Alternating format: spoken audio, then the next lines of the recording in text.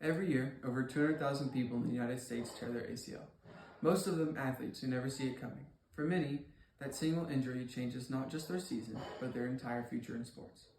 Tearing an ACL is a major medical problem, and it can change someone's life, but it's also a fairly common injury. I just recently tore my ACL while playing in a soccer match. While I'm still in the recovery process, there are many people that I know personally that have already walked this path. For example, my father has gone through it twice, and each time he's come out stronger than before. The ACL provides essential support for the knee, which is crucial for stability. Understanding how it can be torn and the treatment options is important so that your recovery process can be smooth and tailored to your lifestyle. It's important to know how to classify your injury, what surgery types and options after injury you have, and what to expect from recovery.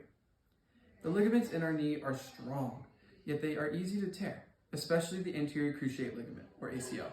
There are many ways to tear the ACL, most common being a non-contact injury while playing sports. This can range from a sudden stop, twisting while the foot is planted, landing awkwardly from a jump, or simply making a sharp change of direction.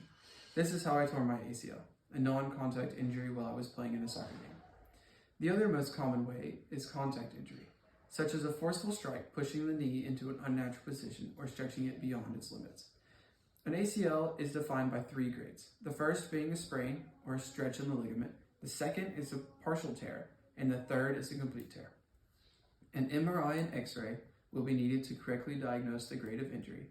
Grades 1 and 2 don't require surgical repair, as the ligament has a chance to heal itself over time. Grade 3, however, will require surgery, as the ligament cannot reconstruct or reattach itself. So what comes next? What options are there? Depending on the degree of injury, lifestyle, and age, there are 2 main options that you can take: surgery or no surgery.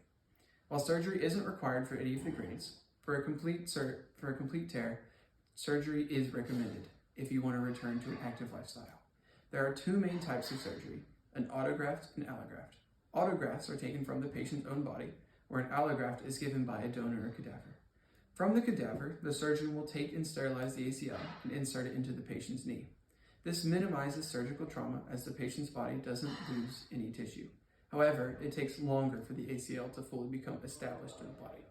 As for autografts, there are 3 main types: the patellar tendon blue, the hamstring tendon green, and the quadriceps tendon red. Each of these procedures will take a section from the ligament or tendon and insert it into your ACL. Among these, the patellar graft is strongest and considered the golden standard, because it takes a small section of the bone from the fibula and the kneecap, along with a third of the patellar tendon. These anchors will eventually grow back into the femur and fibula, creating a stronger ACL. The other option is no surgery. A surgeon may recommend this depending on your lifestyle, age, and activity levels. The majority of ACL tears occur in young athletes, which is why surgery is most common. However, it is completely possible to live without an ACL, and for some, that is the better option. If you are elderly in age and live a more sedentary lifestyle, then avoiding the risks and costs associated with surgery may be better for you. The ACL is a major support for the knee, and without it, you're more prone to knee-related injuries. But to help with this, physical therapy will help to strengthen the muscles around the knee, especially in the quads, hamstrings, and hip, to substitute that stability. It is completely possible to live without an ACL, and the University of Melbourne found that around 50% of people with ACL tears decide not to undergo surgery. Now that you know about the different grades of injury and your options for surgery, what can you expect for your road to recovery? Each person will have a different injury. Some will swell and bruise terribly, others might swell and look a little normal. While the majority may go with this type of surgery, others may do another type, or maybe no surgery at all. Each person's road to recovery is going to be different, but there are things that everyone can do to help shorten that road. The majority of your process will be at home. Making sure that you get the right nutrition and rest is key. A healthy diet of proteins, carbs, and vitamins will help significantly in the healing process, while making sure that you have enough energy to complete exercise and physical therapy. Rest is very important to this process, especially RICE, or rest, ice, compression, and elevation.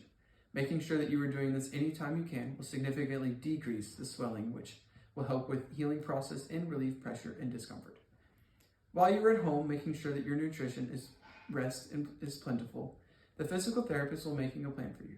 Your recovery is broken into 3 phases: early recovery, weeks 1 to 3, middle phase, weeks 4 to 12, and advanced phase, 3 to 4 months, only if cleared. The first phase is used to wake up the nerves of the thigh around the knee and to reduce swelling. During the middle phase, exercises will increase in difficulty as weight-bearing privileges are given and strength is beginning to be built in the hips and quads to increase stability. Later on, the advanced phase is when heavy weight-bearing begins. Slight jogging, small jumps, lunges, and regaining balance are going to be the main focus. Progression through the phases will be slow, but skipping steps or pushing too far only increases the risk of re-injury and setbacks. While you may feel like you can do a lot more than you are given at PT, it is really easy to overwork your knee, which will only give you more pain. To wrap things up, let me say this.